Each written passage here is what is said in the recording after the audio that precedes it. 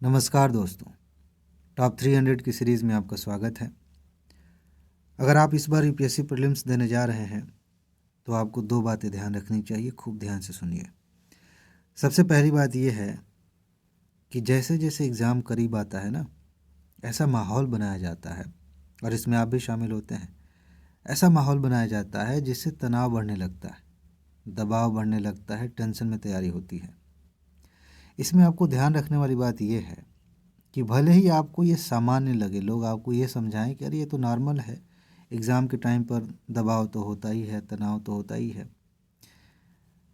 UPSC को इस बात से कोई लेना देना नहीं है कि आप हंसते हुए, नाचते गाते हुए तैयारी करके आए हैं या रोते हुए आए हैं कि लोग कह रहे थे कि रो, ये तो दबाव का क्षण है, ये तो टेंशन तनाव का क्षण है, तो इसी में तैयारी करो। यूपीएससी को इससे कोई लेना देना नहीं है।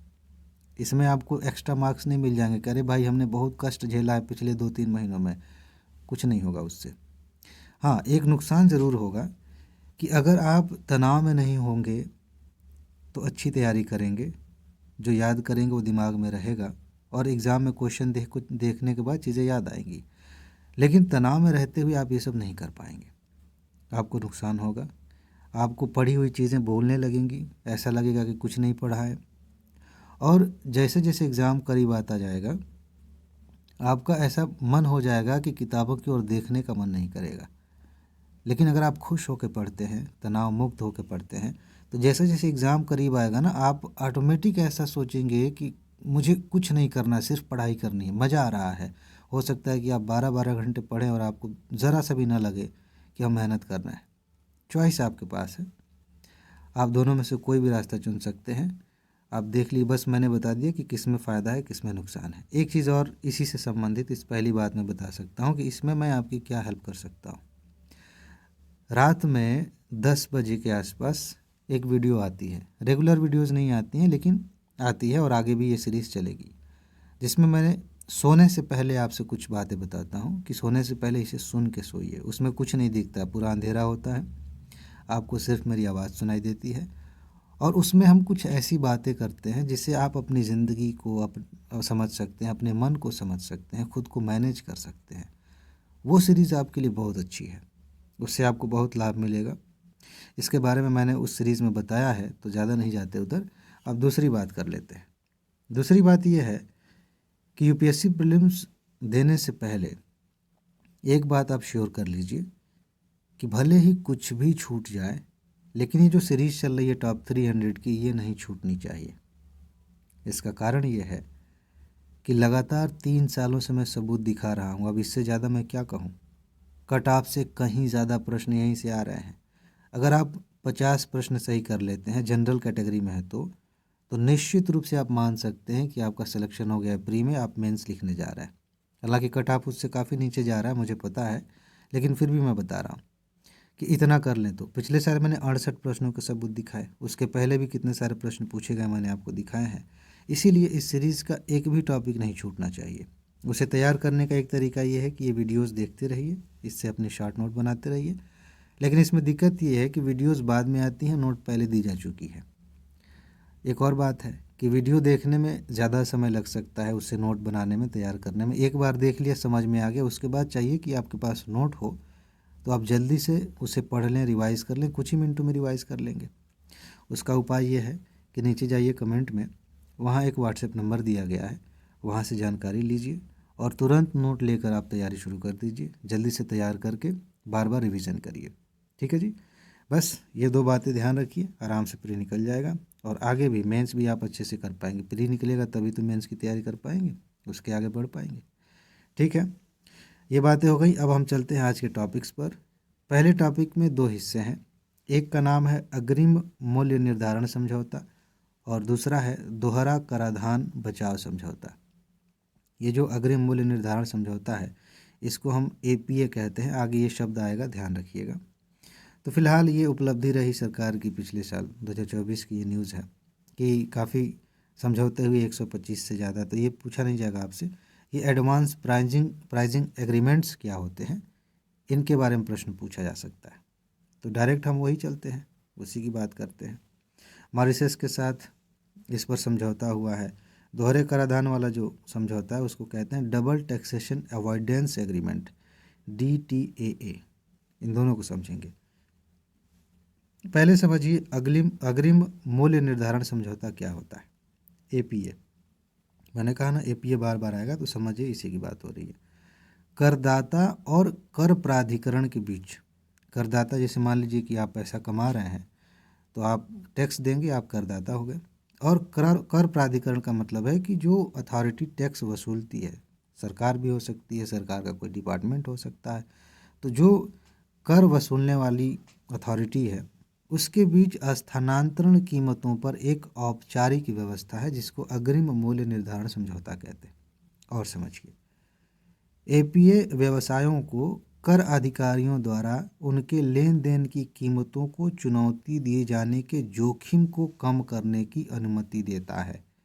यानी कि जो लेन देन हम कम कर रहे हैं उसमें कई सारी दिक्कतें आ जाती हैं, तो उसे सरल बनाने के लिए, बार बार उस पर जांच ना हो, बार बार उसमें रुकावटें ना आए, उसके लिए ये समझौता होता है। APA कार्यक्रम का व्यापार करने में सुलभता, जिसको हम कहते हैं ईज़ ऑफ डूइंग बिजनेस, को बढ़ावा देने के भारत सरकार के मिशन में एक महत्वपूर्ण योगदान के रूप में आप देख सकते हैं। ठीक है, बाकी इसकी बेसिक चीज़ आपने समझ ली कि जब समझौता होता है तो बिजनेस आसानी से आप कर सकते हैं, बीच में टैक्स को लेकर कोई बाधा नहीं आएगी कि कोई चीज़ है, जांच करना है, देखना है, रुकिए अभी काम रोक के पहले ये ठीक कर लीजिए, तो ये ज़रूरी है उसके लिए। अच्छा, ख़ास तौर से बहुराष्ट्रीय जो उद्यम हैं, मल्टीनेशनल इंटरप्राइजेज हैं, उनके मामले में ये चीज़ ज़्यादा महत्वपूर्ण है। अब इसके कई प्रकार हैं, उसे समझ लीजिए। एक होता है एक पक्षीय APA, घरेलू संस्थाओं के बीच लेन देन के लिए ये जोखिम सीमित करता है, जैसे भारत के अंदर ही ये समझौता लागू किया। विदेशी संस्थाओं के साथ लेन देन पर दोहरे कराधान से बचने की कोई गारंटी नहीं, अन्य APA प्रकारों की तुलना में यह अपेक्षाकृत कम कार्रवाई होती है। तो एक पक्षीय हो गया। उसके बाद होता है द्विपक्षीय। इसमें क्या होता है, घरेलू इकाई जैसे भारत सरकार की इकाई है और विदेशी इकाई के बीच ये समझौता किया जाता है। ठीक है, और बहुपक्षी का मतलब होता है 3 या उससे ज़्यादा पक्ष इसमें शामिल हैं। तो इस तरह से 3 तरह के APA होते हैं। अब इसकी कुछ विशेषताओं की बात कर लेते हैं। मान लीजिए प्रश्न पूछा गया कि APA की क्या खासियत है, तो समझ लीजिए सबसे पहली बात ये कि एक स्वैच्छिक प्रक्रिया है और स्थानांतरण मूल्य निर्धारण विवादों को हल करने के लिए अपील और अन्य दोहरे कराधान अपवंचन समझौतों की तंत्र की पूरक होगी। अभी जिसकी बात हम करने जा रहे हैं ना, उसी का एक पूरक भी हो सकता है। ये स्वैच्छिक समझौता है, ये बाध्यकारी नहीं है। ठीक, APA की अवधि अधिकतम 9 वर्ष की हो सकती है, ये सबसे महत्वपूर्ण तथ्य है। अगर इस टॉपिक पे प्रश्न बना तो समझ जाइए कि ये तथ्य ज़रूर पूछा जाएगा। और मैं ऐसे ही नहीं कहता हूँ, बहुत सारे सबूत दिखाते समय मैं कहता हूँ कि देखिए ये बात बहुत ज़्यादा इम्पोर्टेंट थी और यहाँ से प्रश्न बनना था, बना। इसमें यह तथ्य ध्यान रखिएगा, यदि करदाता ने रोल बैक तंत्र का विकल्प चुना है तो 5 वर्ष संभावित और 4 वर्ष पूर्वव्यापी सहित, ये सब मिला के टोटल अधिकतम जो है 9 वर्ष हो सकता है। अच्छा, यह प्रक्रिया व्यवसायों द्वारा प्रदान किए गए संवेदनशील डेटा की सुरक्षा सुनिश्चित करती है। बाकी ये सामान्य सी बातें हैं, सांख्यिकी डेटा और सारांश जानकारी प्रकाशित की जाती है, लेकिन निष्कर्षित व्यवस्था वाली संस्थाओं या आवेदकों के नामों का खुलासा किए बिना ये सब किया जाता है, तो इसमें प्राइवेसी बना के रखी जाती है। व्यवसायों के लिए इसका क्या महत्व है, देखिए अंतर्राष्ट्रीय लेन देन के लिए निकटतम दूरी की कीमत निर्धारित करने के लिए एक कर निश्चितता प्रदान करता है ये अंतर्राष्ट्रीय लेन देन में। द्विपक्षीय या बहुपक्षीय APA के माध्यम से संभावित दोहरे कराधान के जोखिम को कम करता है। जब पहले से ये समझौता हो गया होता है तो ये दिक्कत नहीं होती कि एक व्यवसाय करने वाला व्यक्ति, मान लीजिए कि 2 देशों में उसकी कंपनियां हैं, तो भारत में भी टैक्स दे रहा है, अमेरिका में भी दे रहा है, तो उससे बचने में ये इससे हेल्प मिलती है। स्थानांतरण मूल्य निर्धारण ऑडिट जोखिम को समाप्त करके, विवादों को हल करके अनुपालन लागत को ये कम करता है।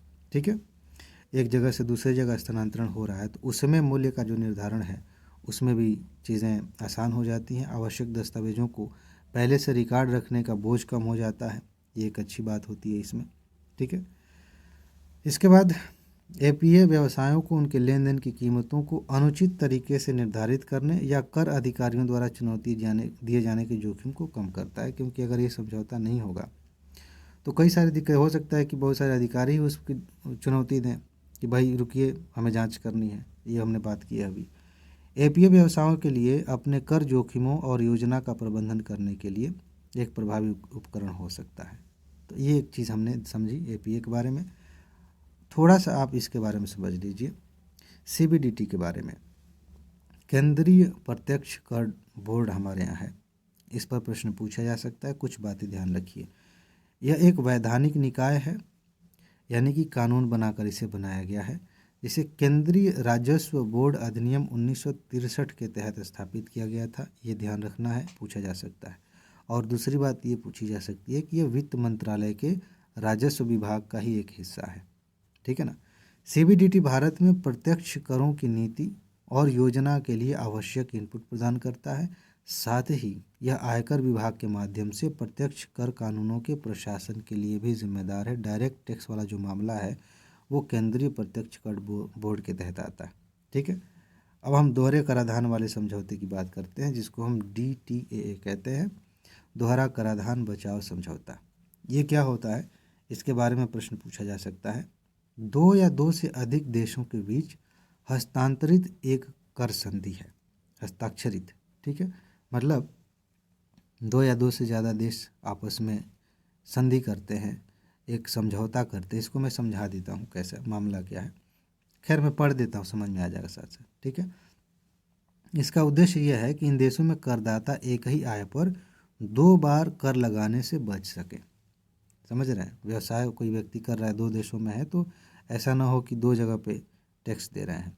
जहाँ पर सामान बेचा वहाँ भी टैक्स, और जहाँ पर पैसा लगाया है, जिसका मेन ऑफिस है जहाँ पे पैसा जा रहा है, वहाँ भी टैक्स, तो फिर ज़्यादा टैक्स हो जाएगा ना। उन मामलों में लागू होता है जहाँ करदाता एक देश में रहता है और दूसरे देश में आय अर्जित करता है। बात समझ में आ गई, वहाँ पे लागू होता है। DTAA या तो आय के सभी स्रोतों को कवर करने के लिए व्यापक हो सकते हैं या कुछ क्षेत्रों तक सीमित हो सकते हैं, जैसे शिपिंग में, हवाई परिवहन में, विरासत आदि पर ये लग सकता है। तो ये व्यापक में भी हो सकता है और किसी खास क्षेत्र पर भी ये समझौता हो सकता है, ठीक है। ये कुछ बातें हैं। बाकी 1983 में भारत और मॉरिशस दोहरे कराधान को रोकने के लिए इस पर सहमत हुए थे और इन्होंने लागू किया है। एक बात ध्यान रखिएगा कि ये सिर्फ भारत और मॉरिशस के बीच नहीं है, और भी देशों के साथ हुआ है। यूपीएससी अगर ऐसा कथन बनाती है कि भारत और मॉरिशस के साथ पहली बार ऐसा हुआ है, मतलब इनके साथ तो पहली बार हुआ है, और भी देशों के साथ नहीं है, सिर्फ इसी के साथ है, ऐसा पूछा जाए तो ध्यान रखिएगा, फिर वहाँ मामला गड़बड़ा जाएगा। बाकी इसमें क्या क्या शामिल है, ये सामान्य सी बातें हैं। जब नोट आप लेंगे, एक बार पढ़ लेंगे, बात समझ में आ जाएगी। ज़्यादा इसको डिटेल में पढ़ने की ज़रूरत नहीं है, बस समझ के लिए पढ़ लीजिएगा, ठीक है। यहाँ भी पढ़ सकते हैं, मैं आराम से स्क्रॉल कर रहा हूँ, तो आप एक बार पॉज करके पढ़ सकते हैं। जो मेन बातें हैं वो मैंने आपको बता दी हैं, ठीक है। अब हम चलते हैं ग्रेविटी होल को समझते हैं। महत्वपूर्ण है ग्रेविटी होल, यहाँ से प्रश्न पूछा जा सकता है, और ध्यान से समझ लीजिए। अगर ग्रेविटी होल पर प्रश्न पूछा तो सीधा से यही पूछा जाएगा कि ग्रेविटी होल के बारे में आप क्या जानते हैं। ऐसा नहीं है कि मेरी लाइन यूपीएससी लिख देगी, उसका थीम ये हो सकता है कि ये क्या है। अगर आप इतना समझते हैं तो काम बन जाएगा, लेकिन इसमें कुछ और चीज़ें भी आपको जाननी है जहाँ से प्रश्न अलग से बन जाएंगे। ग्रेविटी होल अपने आप में टॉपिक है, उसे तो हम समझेंगे ही। गुरुत्वाकर्षण के बारे में एक बात समझ लीजिए, क्योंकि ग्रेविटी से संबंधित मामला है। सॉरी, थोड़ा सा गले में खराश हो गया। हाँ, तो पृथ्वी का आकार और गुरुत्वाकर्षण इसके धरातल पर एक समान नहीं होता। जैसा हम देखते हैं कि पृथ्वी को एकदम गोल बना दिया गया है, वैसा पृथ्वी गोल नहीं है। पृथ्वी थोड़ा सा इधर से चपटी है, ऊपर से, नीचे से भी। इसका स्पेशल नाम दिया गया जियोइड, जिसको बोलते हैं हिंदी में पृथ्वाकार आप कह सकते हैं, ठीक है। तो ये समान नहीं है।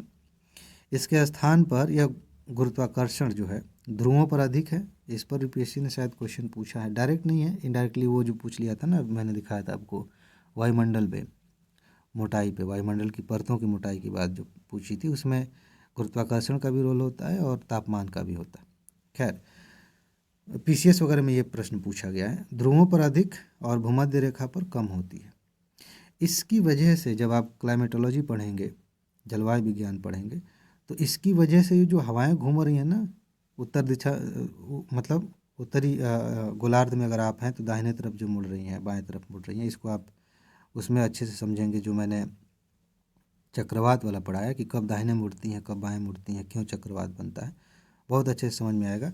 यहाँ मैं ये समझाना चाहता हूँ कि जो गुरुत्वाकर्षण है इसका बहुत बड़ा रोल होता है हवाओं की दिशाओं में और चक्रवात के बनने में। तो ये एक कनेक्शन है जो आपको प्रश्न समझाने में मदद करेगा।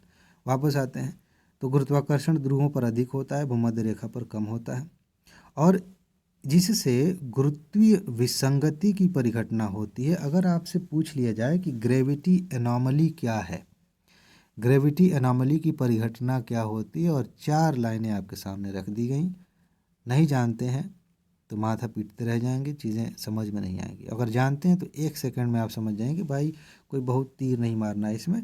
ध्रुवों पर जो है ज़्यादा गुरुत्वाकर्षण है, भूमध्य रेखा पर कम है। ये समझ रहे हैं ना, ध्रुव जैसे मान लीजिए यहाँ पे इस क्षेत्र में ज़्यादा है, इस क्षेत्र में ज़्यादा है, ये जो बीच वाला हिस्सा है यहाँ पे कम गुरुत्वाकर्षण होता है। ठीक है, तो इसमें जो अंतर है, ये जो विसंगति है, इसी को गुरुत्वीय विसंगति, ग्रेविटी एनॉमली कहते हैं। कोई बहुत ऐसा नहीं है कि समझने में ज़्यादा दिक्कत होगी। अब आगे बढ़ते हैं, ग्रेविटी होल की तरफ चलेंगे। थोड़ा एक बात और समझ लीजिए ग्रेविटी होल से पहले, ये जो हमने पढ़ा कि ध्रुवों पर ज़्यादा है, भूमध्य रेखा पर कम है, इसके अलावा गुरुत्वाकर्षण बल पृथ्वी के भीतर क्रस्ट, मेंटल और क्रोड के द्रव्यमान वितरण के आधार पर भी भिन्न होता है। ये कौन सी बात हुई? देखिए, ये जो पृथ्वी है ना, ये कई लेयर्स में बनी हुई है। ये अंदर वाला जिसको हम कोर कहते हैं, इसके बाद एक परत है जिसको मेंटल कहते हैं, उसके बाद एक पतली सी परत है, मैं मोटा बना रहा हूँ बनाने की सुविधा के हिसाब से, इसको हम क्रस्ट कहते हैं। तो इसमें जो पदार्थ हैं उनका घनत्व तो अलग अलग ऊंचाई पर अलग है। जो कोर है इसमें सबसे ज़्यादा है, तो इसी हिसाब से पृथ्वी के अंदर का गुरुत्वाकर्षण का जो वितरण है वो भी प्रभावित होता है। ठीक है, हिंद महासागर में ग्रेविटी होल इसका एक उदाहरण है। उसकी वजह से सतह का मतलब की संरचना भी प्रभावित होती है। अब ग्रेविटी होल के बारे में एक और लाइन, ग्रेविटी होल इसे आधिकारिक तौर पर क्या कहते हैं, अगर ये पूछ लिया तब आप फंस सकते हैं। इंडियन ओशन जियोइड लो, जियोइड मैंने अभी एक कहा था ना, पृथ्वी के आकार को हम जियोइड बोलते हैं, पृथ्वाकार। तो इंडियन ओशन जियोइड लो जो है ये इंडियन ओशन में है, इसी रूप में इसको जानते हैं ग्रेविटी होल को। ठीक है, जो यहाँ पे इसका आशय समुद्री स्तर में एक विशाल निम्न भूभाग क्षेत्र से है। जब आप इंडिया का मैप देखेंगे, यहाँ पे तो वो चीज़ नहीं दिखाई जाएगी, लेकिन मान लीजिए इंडियन ओशन शुरू हो गया ना इधर, तो जहाँ पे सबसे ज़्यादा गहरा होगा मतलब समुद्र, वहाँ सबसे ज़्यादा नीला दिखाया जाता है।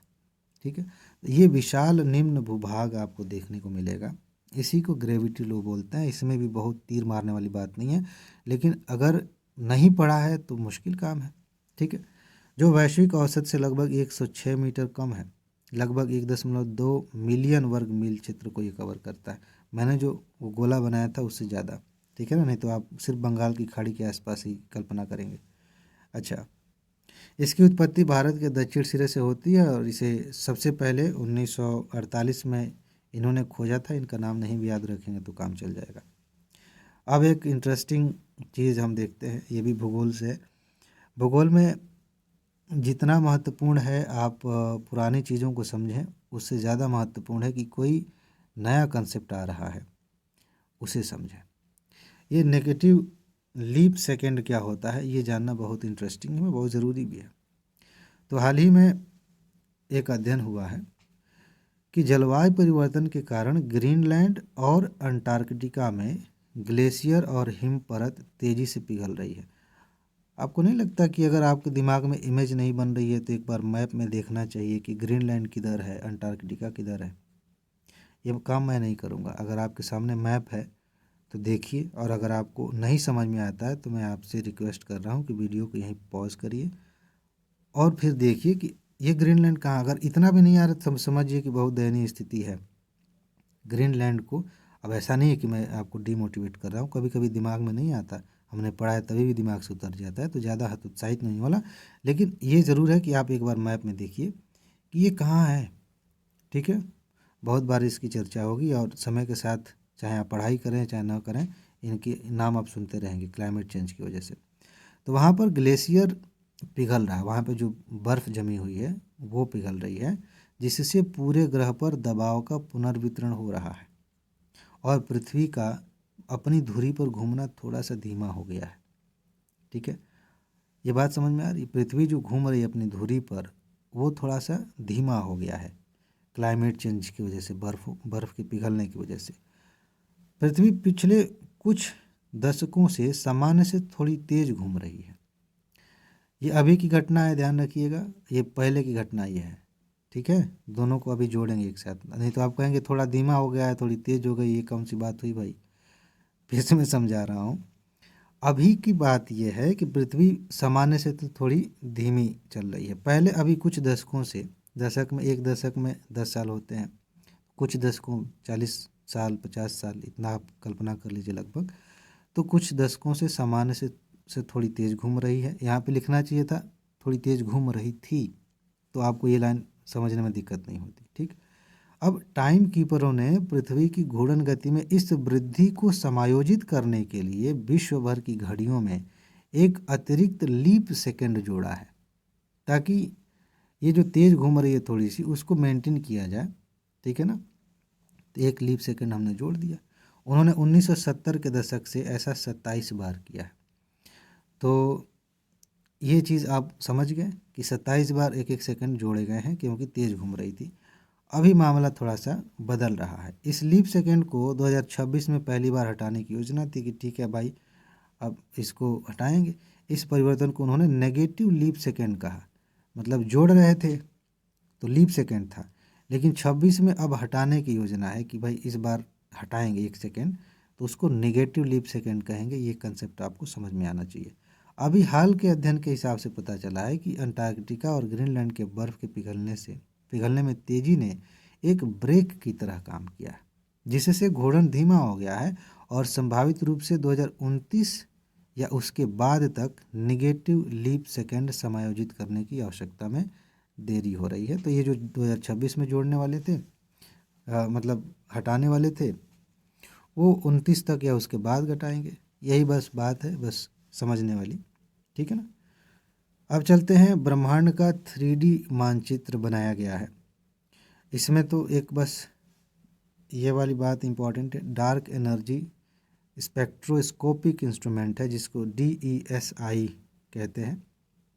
अगर आप याद करने के लिए सिंपल से इसको पढ़ना चाहें तो देसी पढ़ सकते हैं। ठीक है, लेकिन पूरा नाम ये है। तो 3D मानचित्र बना है, लेकिन असली बात वो नहीं है। इससे हम क्या जान पाएंगे, ब्रह्मांड के बारे में कुछ और जानकारी मिलेगी। तो चलिए ब्रह्मांड के बारे में कुछ और जान लेते हैं। यहाँ से प्रश्न पूछे गए हैं डार्क मैटर एनर्जी पे, ग्रेविटी होल पे, तो ग्रेविटी वेव्स पे बहुत सारे प्रश्न आते रहते हैं यहाँ से, तो ध्यान रखिएगा। ब्रह्मांड में 3 घटक है, 3 चीज़ों से ब्रह्मांड बना हुआ है।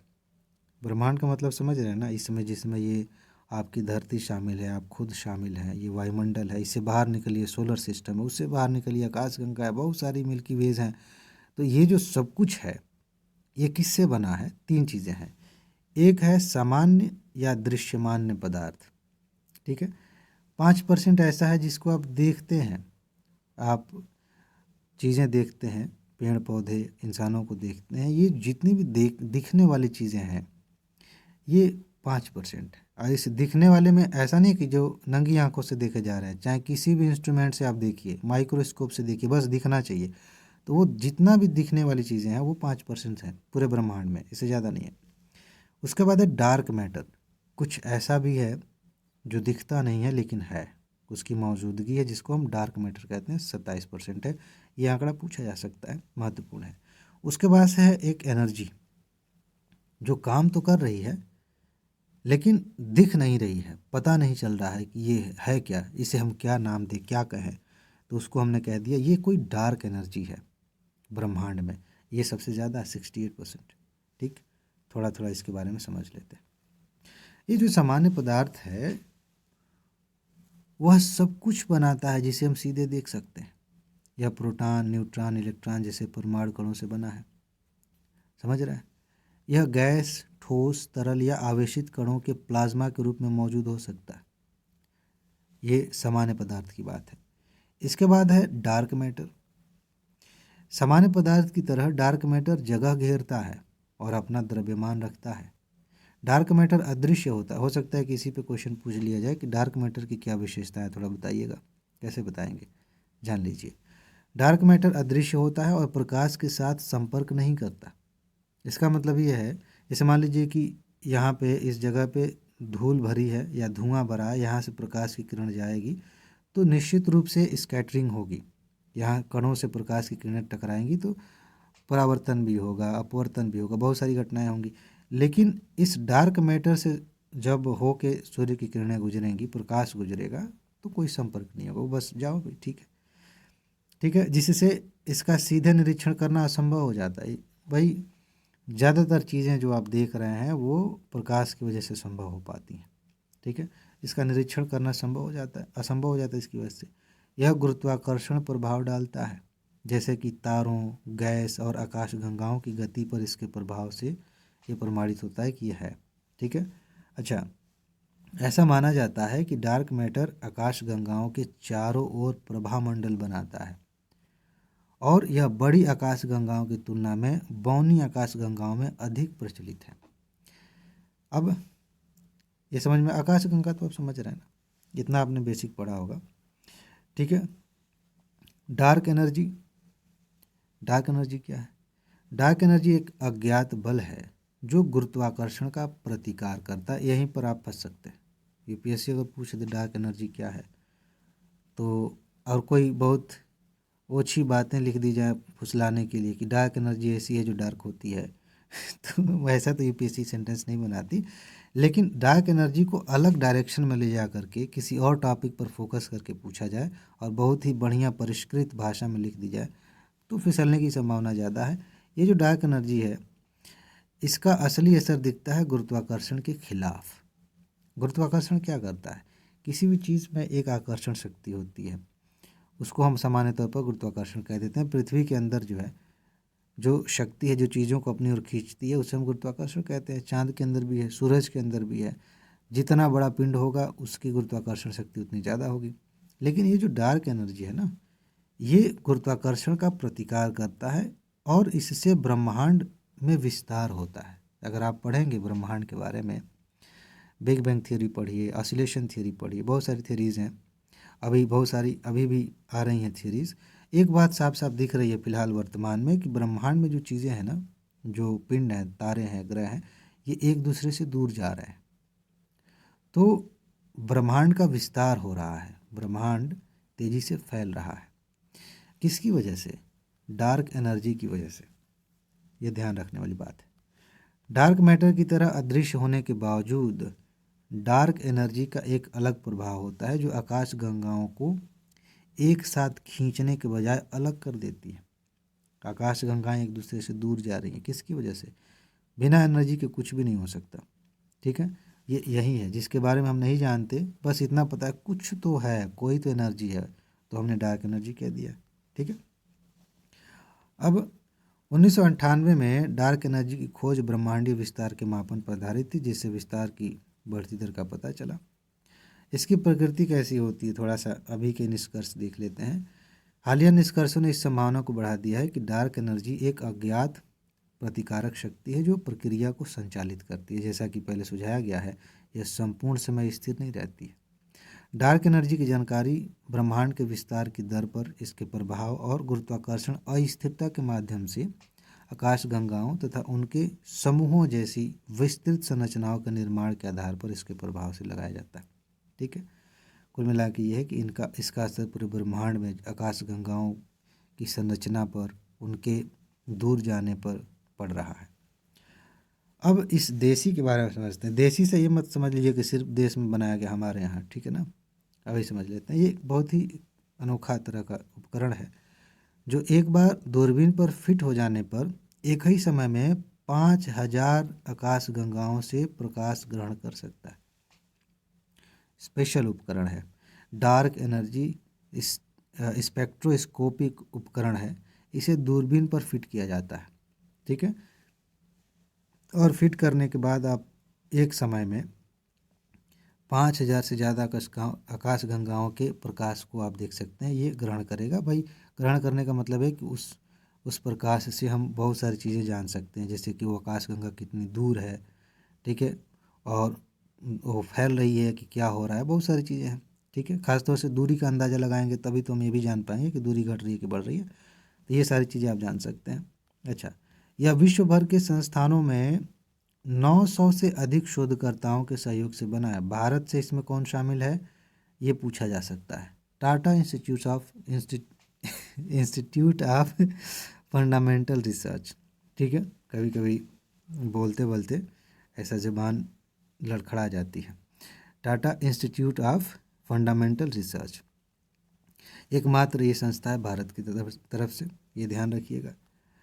बाकी और भी हैं इसमें शामिल हैं, इनको आप ध्यान में रखें ना रखें कोई बात नहीं, बस भारत का क्या रोल था, ये कौन है भारत की तरफ से, ये ध्यान रखिएगा।